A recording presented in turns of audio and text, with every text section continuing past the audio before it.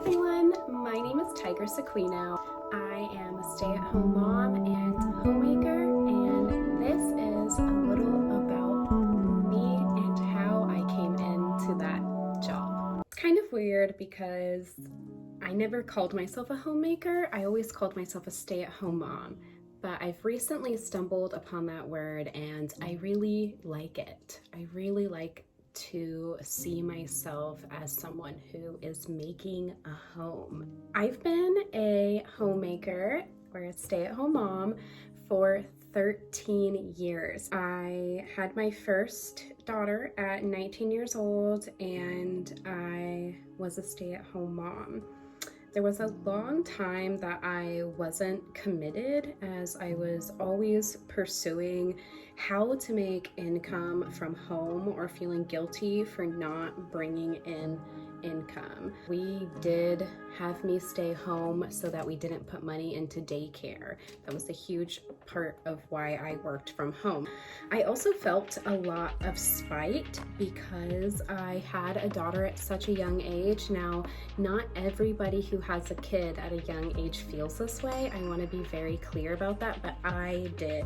I, for a long time, felt trapped and I had a lot of resentment and resistance to being a stay-at-home mom. I also didn't really know how to be a homemaker in a lot of ways. My mom was a stay-at-home mom, but she had a lot of mental health problems after traumatic events that happened in her life, and so I didn't have great examples about how to cook regular meals or how to cook meals from Whole Foods.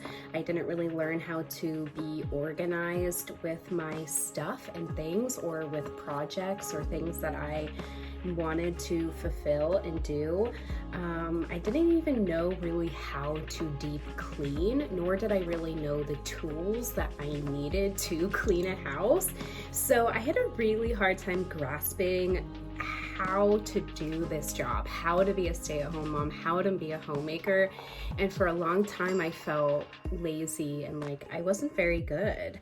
And then later we found out that my husband does have some sort of autoimmune disease. We're not exactly sure what it is. We're still trying to get him diagnosed, but it's really hard for him to work. So I started working so that I could build a background, was basically the goal, was because I had never worked. I was so young when I got pregnant. I don't have a work history, so it was, the goal was to help me build a work history. That only lasted for 2 years though, before it was obvious that I'm not able to bring in as much as he makes as a software developer. There's no way that I'm really ever going to be able to replace his income, and there are a lot of other reasons too why I decided to go back to being a stay-at-home mom. So basically I took 2 years off of being a homemaker and came back,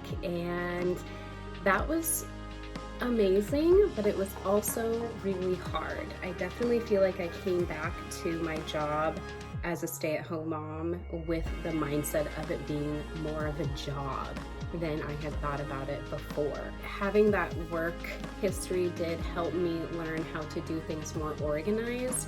I worked in restaurants during that time, so I even learned how to clean and like what tools to use, and that may sound really obvious to some people, but for me, I still needed to learn those things. So I was able to kind of go out in the world, learn some stuff, and I brought that back home. And I also came home with a newfound appreciation for being a stay-at-home mom, and I realized how lucky I am to have a life where I can wake up very loosely what time that I want to wake up, and I get to stay in my home all day and not be forced to be at all these different places. And there's just so many things about being a stay-at-home mom that I realized that I actually really do love. And there were also some things that I realized about my astrological chart that made me feel like this was the right decision for me too. Also, throughout the years, I read a lot of books. Like I would go to the library and I would look up books about how to budget,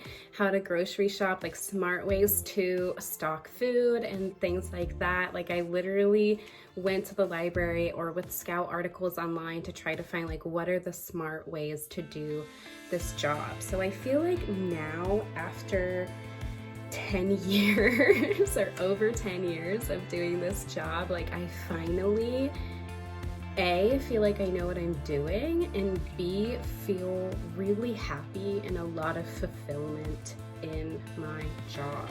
So I actually really, really love it. And I think that's part of the reason why I want to make content about this, why I want to make day in the lives, because I want to bring back some of that pride and bring back some of that glamour. I know a lot of times we aren't very proud to be stay-at-home moms. There's a lot of people who are like, oh, well, what do you do all day? It's really easy to fall into just wearing it's really easy to wear pajamas all day. It is really easy to wear pajamas all day, but we deserve more than that. And I think it's really inspiring and motivating when we are connecting with other moms and they're, you know, motivating and inspiring us to push ourselves a little bit more. Not that we should always, there are definitely times when we need to just wear those pajamas, be comfortable wearing that. But I think there's also times when it's okay to, even though you're gonna clean the toilet today or mow the lawn, you're still allowed to put something nice on. And I think that's where the lines get blurred. How glamorous are we allowed to be? How beautiful are we allowed to make our jobs? And I think that's really, in some ways, up to us. Obviously, there are things we cannot control, but I hope that we can make our lives as enjoyable and as beautiful as possible, because we deserve to be surrounded by beauty, even when we're doing, you know, some kind of grimy jobs sometimes. So yes, anyways, thank you guys so much for watching, and I really hope that this has inspired somebody, or I hope that we can connect and be, you know, online friends. So hope you guys have a beautiful rest of your day, and thanks so much for watching. From my family to yours.